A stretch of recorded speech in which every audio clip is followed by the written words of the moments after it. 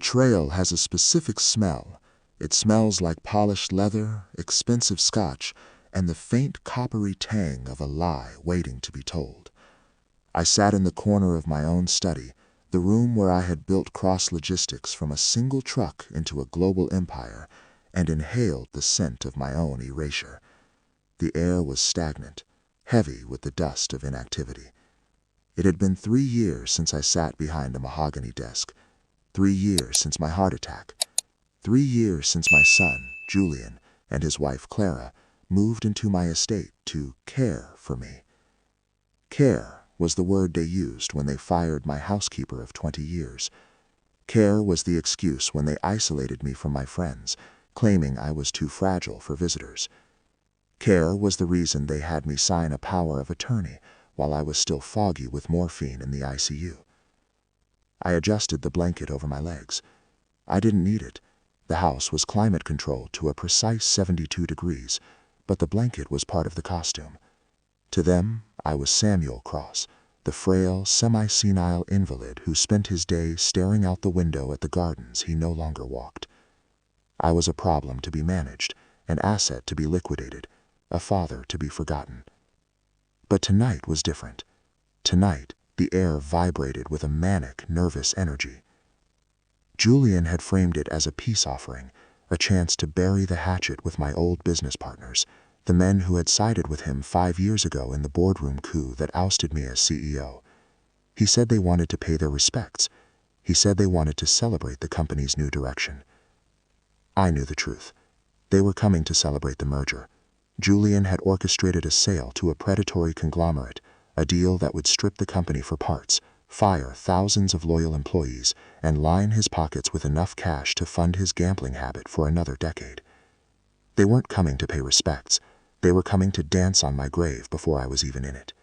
They expected me to sit at the head of the table, nod, smile, and play the role of the benevolent, fading patriarch while they carved up my legacy like a Christmas turkey. I looked at the clock on the mantel. 6:45 p.m. The guests would be arriving in 15 minutes. I wheeled myself over to the desk. My hands trembled as I reached for the drawer. It wasn't the tremor of Parkinson's, as Julian told the doctors. It was the adrenaline of a man who has spent 6 months building a guillotine in the dark. Inside the drawer, hidden beneath a stack of old medical bills, was a small tablet. I tapped the screen. It flared to life, showing a grid of camera feeds. The dining room, the kitchen, the hallway. I had been busy. When they thought I was napping, I was working. When they thought I was confused, I was lucid. I had hidden voice recorders in the floral centerpieces. I had installed spyware on Julian's laptop while he was passed out drunk by the pool. I had hired a private investigator, a ghost from my past named Mr. Graves, who operated in the shadows where the law didn't look. I knew everything. I knew about the offshore accounts in the Cayman Islands where Julian was siphoning company funds. I knew about the consulting fees Clara was paying herself from my estate for charity work she never did. I knew about the bribes paid to board member Harris to secure the vote that ousted me. And I knew about the pills. I reached into my pocket and pulled out a small plastic bag containing a single white tablet, the one Clara insisted on administering herself every night with a glass of warm milk. I had sent a sample to Mr. Graves. The toxicology report came back 3 weeks ago. It wasn't heart medication. It was a sedative mixed with a slow-acting arsenic compound. They weren't just waiting for me to die. They were helping me along, ensuring I wouldn't live long enough to contest the sale of the company. I put the pill back in my pocket.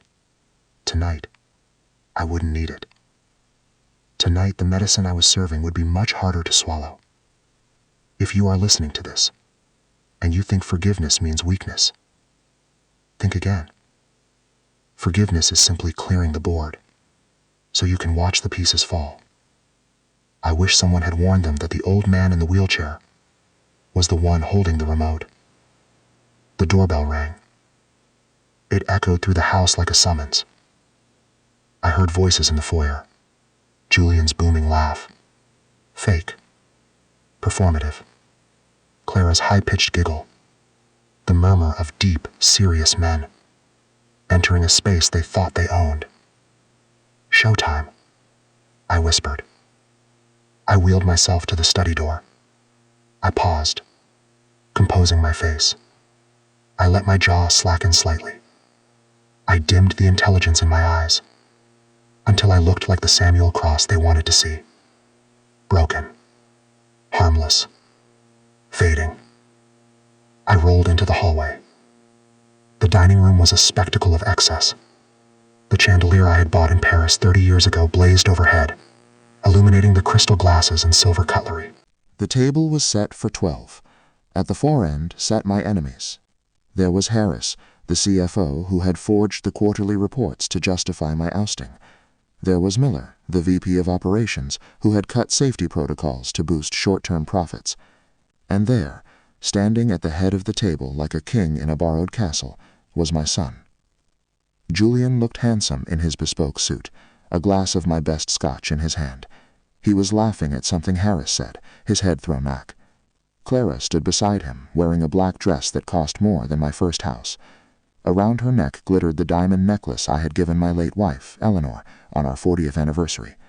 Seeing it on her throat felt like a physical violation.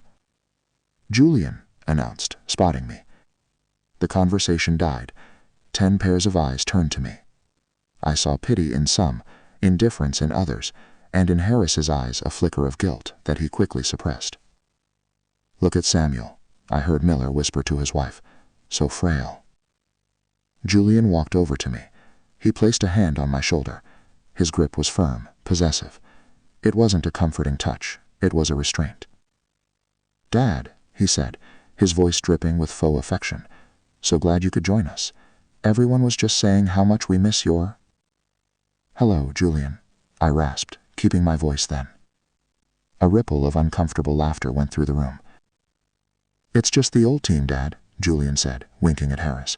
"Harris, Miller?" "Harris," I repeated, staring at the man who had stabbed me in the back. "Yes." Harris shifted in his seat. "Let's get you to the table," Julian said, wheeling me to the head. He positioned my chair so I was facing the entire room. He sat to my right, Clara to my left. The dinner began. Waiters circulated with trays of hors d'oeuvres. Wine was poured, my 1982 Petrus, a bottle I had been saving for a special occasion. I suppose this counted. The conversation flowed, lubricated by alcohol and greed. They talked about the merger.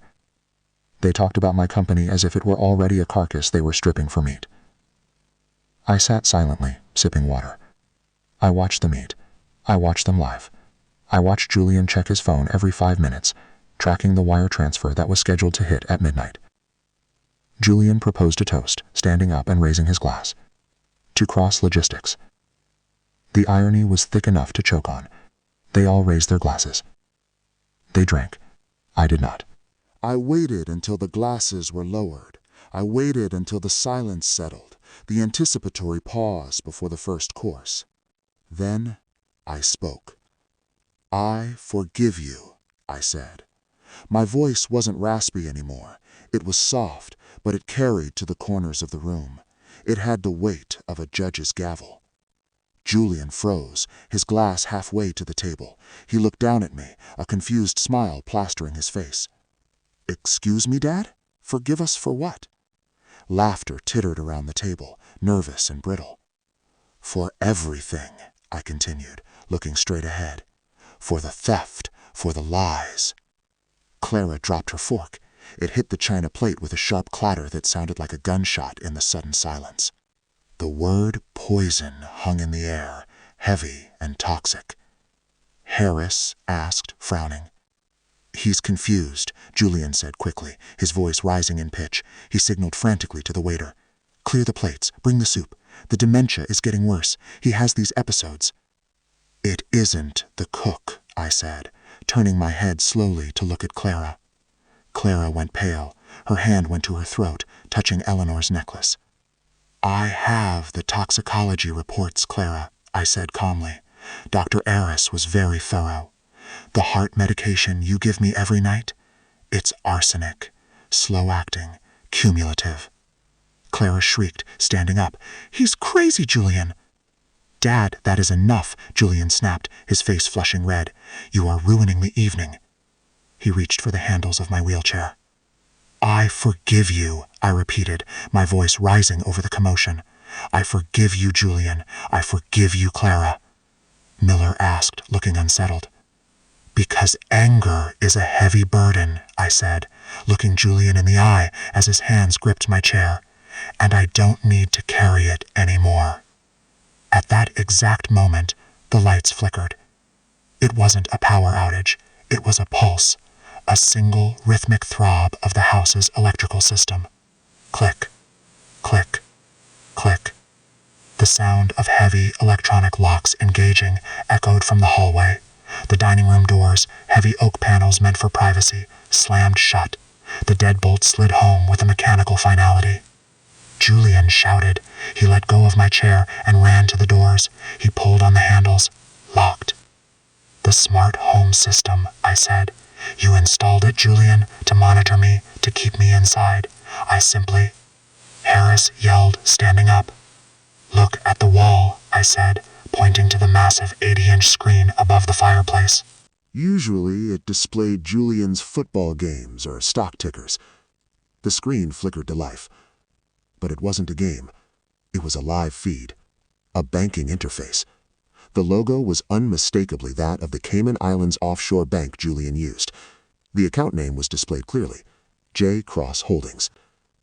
That's my private account, Julian whispered, the color draining from his face. On the screen, the balance was visible. $12,450,000. The money he had skimmed. The money he had stolen. Then the numbers began to move. A transfer bar appeared, initiating transfer. The numbers scrolled down rapidly, like a countdown. $10 million. $5 million. $1 million. Julian screamed. He scrambled for his phone, tapping frantically on the screen. Stop the transfer! I am, I said. The balance hit 0. Transfer complete. Beneficiary, St. Jude Children's Research Hospital. Julian!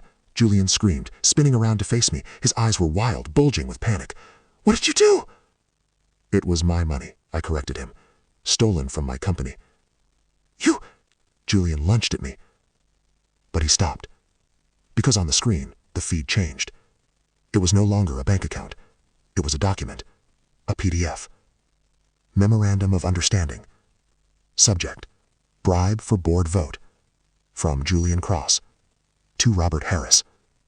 Harris froze. He stared at the screen, at his own email address, at the agreement to vote me out in exchange for $500,000. That's fake, Harris stammered. Did I asked. Or is it from the laptop you left open in the guest room during the retreat last year, Mr. The screen changed again. A video. It was grainy, black and white. It showed the kitchen. Clara standing over the stove, stirring warm milk. She reached into her pocket. She pulled out a small vial. She poured powder into the milk. The date stamp was yesterday. Clara screamed. It was a primal sound, a sound of total exposure. It's karma, I whispered into the silence that followed her scream. The room erupted into chaos. My former partners were shouting, banging on the doors. I had engaged the signal jammer I bought online, a little device sitting innocuously in my pocket. We were an island. Miller yelled. Harris shouted. It's a dinner party, I said calmly, picking up my glass of water. I looked at Julian. He was trembling. He looked at the screen, then at me, then at the locked doors. He realized, finally, that the old man in the wheelchair wasn't a victim. He was the executioner. You're not senile, Julian whispered. No, I said. You knew. Every minute, I said. I watched you. I listened to you. You ruined us, Clara sobbed, collapsing into a chair. I didn't ruin you, I said. You ruined yourselves. I took a sip of water. It was cool and clean. And by the way, I added, looking at the terrified faces of the men who had betrayed me, the feed isn't just on the wall. Harris asked, his voice cracking. To the SEC, I said. To the FBI Cybercrimes Division. And to the local news station. The panic turned to cannibalism. Julian! Screamed, pointing at Clara. She got the arsenic! Clara shrieked, lunging at him. You wanted the money for your debts, Harris yelled, pointing at Julian. I didn't want to vote him out. They were tearing each other apart, confessing their sins in a desperate, frantic attempt to shift the blame. It was a symphony of self-preservation. I sat silently, watching them. This was the revenge. Not violence, not shouting, just the truth, placed in the center of the room like a grenade, and watching them pull the pin themselves. In the distance, faint but growing louder, I heard the wail of sirens. Panic is a contagion. It spreads faster than any virus, jumping from host to host until the entire organism is consumed by a fever of terror. I sat at the head of the mahogany table, my hands resting calmly on the armrests of my wheelchair, and watched the infection take hold. The dining room, moments ago a theater of polite society and false friendship, had transformed into a cage. The heavy oak doors were bolted shut, the magnetic locks humming with a low electric frequency that signaled absolute containment. My guests, the titans of industry, the movers and shakers, my own flesh and blood, were no longer masters of the universe. They were rats in a trap, and I was the one holding the cheese. Robert, screamed, pounding his fist against the wood. The sound was dull, heavy, futile. This is false imprisonment, Samuel. He didn't realize I didn't have a badge to take. I had nothing left to lose, which made me the most dangerous man in the room.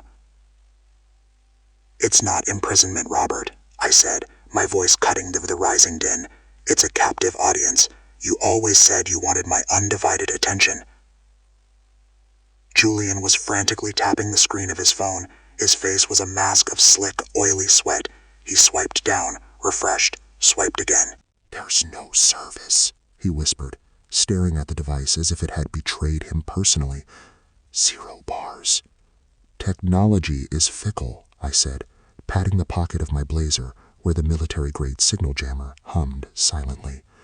Sometimes it just cuts you off. You did this, Julian hissed, spinning around to face me. You jammed the signal. Added to the list, I replied coolly. Clara shrieked. She was clutching the edge of the table, her knuckles white. The diamond necklace I gave Eleanor, the one Clara was wearing, seemed to weigh her down, a heavy collar of stolen glory. Look at the wall, I commanded. My voice wasn't loud, but it had the weight of 50 years of boardroom authority. They looked. They couldn't help it.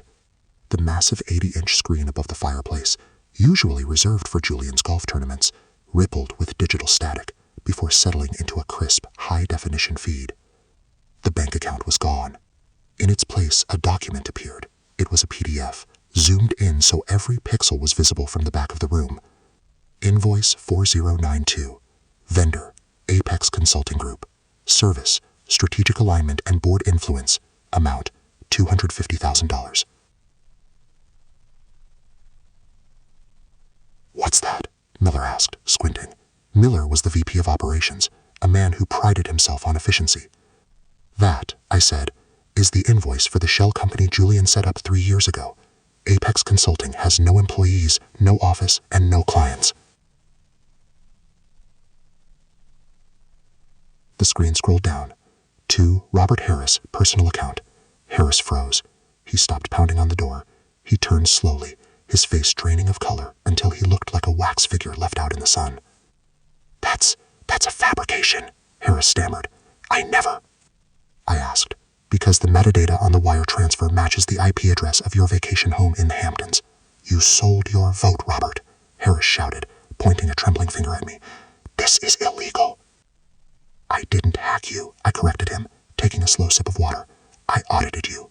I am still the majority shareholder of Cross Logistics. I have the right to inspect the books, and when I found discrepancies, I hired a forensic accountant to follow the breadcrumbs.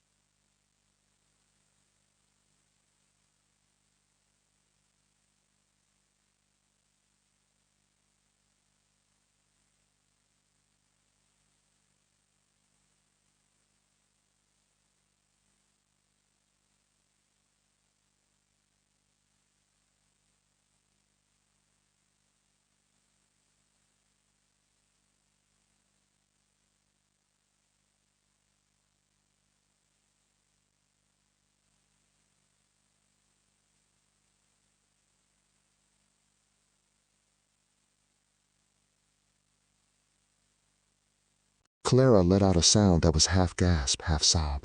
"My charity," she whispered. "Your slush fund," I said. "You stole from children with cancer to build a pool house, Clara." The room was silent now, save for the hum of the projector and the ragged breathing of the people I had once trusted.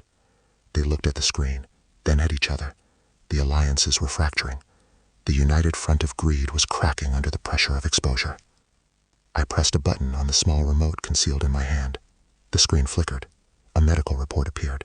The header was from a private toxicology lab in the city, one that didn't answer to Julian's payroll. Patient, Samuel Cross. Sample, blood serum and hair follicle. Findings, elevated levels of arsenic trioxide. Conclusion, chronic, low-dose, heavy metal poisoning, consistent with ingestion over 6 to 12 months. The word arsenic loomed on the screen, huge and undeniable. Miller stepped back from the table, knocking over his chair. "Jesus Christ," he muttered. "Samuel, I'm saying," I interrupted, locking eyes with Clara, "that my heart attack wasn't natural. My frailty wasn't age. It was a cocktail." Clara screamed, her composure shattered completely. She looked wild, her hair coming loose from its bins. "He's senile. He's making it up. Julian, tell them." Julian didn't speak. He was staring at the screen, at the chemical proof of his own patricide. Harris asked, turning on Julian. Julian stammered, "I didn't." "You signed the checks to the pharmacist in Mexico," I said. "We have the receipts, Julian. You didn't just know." The panic in the room shifted. It curdled into something uglier. Cannibalism. When the ship sinks, the rats don't just swim. They climb on top of each other to breathe. Julian shouted, pointing a shaking finger at his wife. "She brought it up. She said you were taking too long to die." Clara shrieked, lunging at him. She clawed at his face, her nails leaving red welts on his cheek. "You wanted the money for your gambling debts. You owe the cartel in Vegas $3 million. Miller yelled, backing into the corner. "I didn't know about this. I just wanted the merger."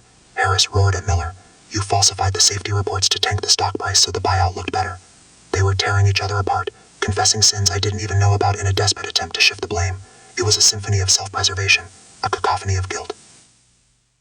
Clara screamed, turning away from Julian and looking at me. Her eyes were black holes of hate. "You spiteful old man!" She lunged. She grabbed a steak knife from the table and rushed toward my wheelchair. "I'll kill you!" I didn't move. I didn't flinch. I just watched her come. She didn't make it 3 steps. A shadow detached itself from the darkness of the kitchen doorway. A large hand reached out and clamped onto Clara's wrist, stopping her mid-stride. She gasped, dropping the knife. It clattered onto the hardwood floor. Mr. Graves stepped into the light. He was a mountain of a man, 6'4", with a face that looked like it had been carved out of granite and left in the rain. He wore a dark suit that fit him poorly, bulging at the shoulders. He was the kind of man who didn't need to raise his voice to be terrifying. He twisted Clara's arm behind her back, forcing her down into a chair. She whimpered, the fight draining out of her instantly. "Sit down, Mrs. Cross," Graves rumbled. Julian stared at Graves. "Who?" "This is Mr. Graves," I said, "my auditor, and my security detail. He's been living in the guest cottage for 3 months. You thought it was empty." Graves stood behind my wheelchair, his arms crossed, a silent sentinel of consequences. "I didn't ruin you, Clara," I said softly into the stunned silence. "You ruined yourselves. I just turned on the lights." Harris whispered. He looked at the screen again. He looked at the camera lens hidden in the centerpiece of the table, a small black dot amidst the white lilies. "Samuel." "Everyone," I said. I picked up the remote and changed the feed one last time. The screen split into 4 quadrants. Quadrant 1, a live stream counter. Viewers, 45,200. Quadrant 2, the logo of the Securities and Exchange Commission's whistleblower portal. Upload complete. Quadrant 3, the FBI Cybercrimes Division tip line. Case file generated. Quadrant 4, the local news station, Channel 5. They were interrupting their broadcast. The banner at the bottom of the screen read, "Breaking news. Cross-logistics scandal unfolding live." "The feed isn't just on the wall," I explained, watching the blood drain from Harris's face until he looked like a corpse. "It is streaming to the SEC, to the FBI, to the internet." I set up a mirrored server. Once the stream started, it couldn't be stopped. Not by me. "No," Julian whispered. He fell to his knees. Dad, no, you can't. This is... Yes, I agreed. "We'll go to prison," Miller cried. "Likely," I said. "Attempted murder carries a steep sentence. Corporate fraud adds a few decades. And tax evasion?" Julian sobbed. "Why do this? Why destroy your own name? The company?" I laughed, a dry, rasping sound. "You are my legacy, Julian, and you are rot. Sometimes when a limb is gangrenous, you don't put a bandage on it, you cut it off." "You burn me!" he screamed. "I know," I said. At that moment, the wail of sirens pierced the air. It started faint, a distant whine, but it grew louder with every second. The signal jammer didn't block the hardline connection I had tripped when I locked the doors. The silent alarm had gone straight to the station. "They're here," Graves said quietly. "Turn off the jammer, Mr. Graves," I said. Graves reached into his pocket and clicked a switch. Julian's phone pinged, then Harris's, then Miller's, a flood of notifications. Texts from lawyers, from wives, from news outlets. The world was crashing in on them all at once. The heavy oak doors of the dining room shuddered. Someone was pounding on the other side. "Police!" Graves walked to the doors. He disengaged the magnetic lock. The doors burst open. A dozen uniformed officers flooded the room, guns drawn.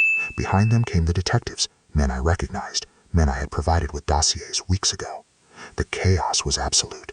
Miller tried to run toward the kitchen and was tackled. Harris put his hands up, weeping openly. Clara sat in her chair, catatonic, staring at the knife on the floor. Two officers moved toward Julian. They hauled him up from his knees. "Julian Cross," the officer barked. Julian struggled. He looked at me, his eyes wide, pleading, desperate.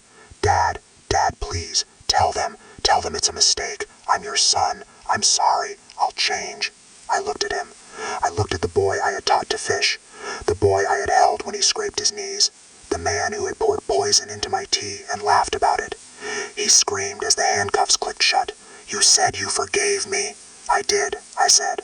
My voice was calm, steady, audible over the shouting and the static of police radios.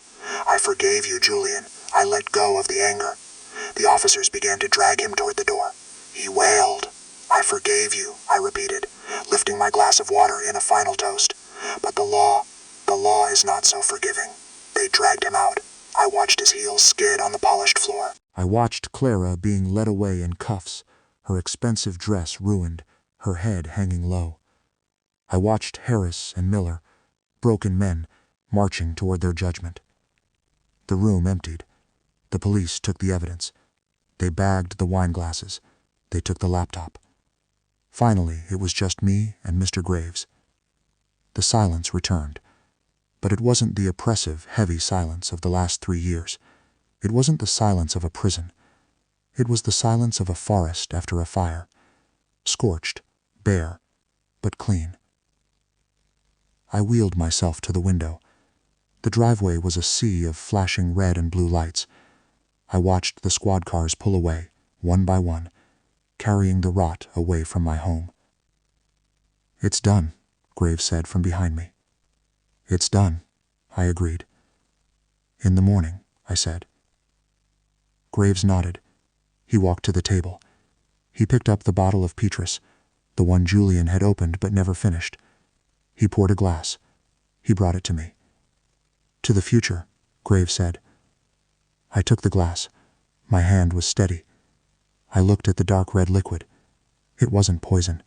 It was just wine. "To the future," I whispered. I took a sip. It tasted like earth and fruit and time. It tasted like freedom. I was alone. My family was gone. My company was destroyed. My reputation was in tatters. But as I looked out at the moon rising over the garden, I realized I had something valuable than all of that. I had my life, and I had the satisfaction of knowing that while I had forgiven the sinners, I made damn sure they paid for the sin.